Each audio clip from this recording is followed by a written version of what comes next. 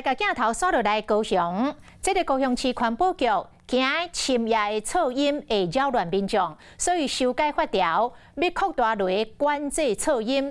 为了自体区的洗衫店，除了现有的规定，暗时10点甲过工的早起8点袂使洗衫之外，后摆嘛袂当烘衫咯。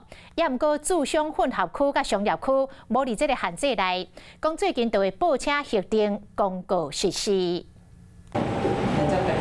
洗衫机若你洗衫拢有声，民众到自助的洗衫店将衫裤一领一领放入去洗，也毋过这个声日时听起来佫无啥要紧，暗时恐惊互人困袂去。高雄市环保局人员入去洗衫店起早，检理噪音超过标准开单，未来烘衫的时间卖限制。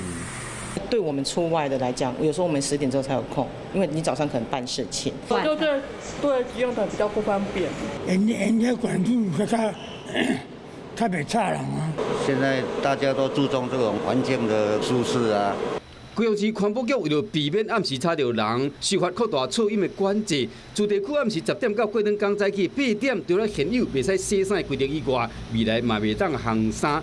住商混合区、商业区都无限制。 对，我觉得它可以柔性管制一下，但是不要强制这样，因为这样我觉得是客人也不方便嘛。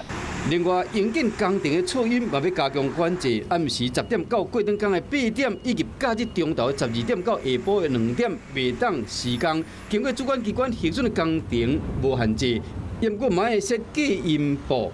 汽机车经过噪音的管制区，拢袂当使用无经过检验合格的延动管。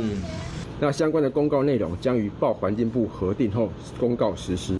环保局表示，讲犯着相关的法令，会使依照违反噪音管制法罚3000到3万块，提醒乡亲爱特别注意。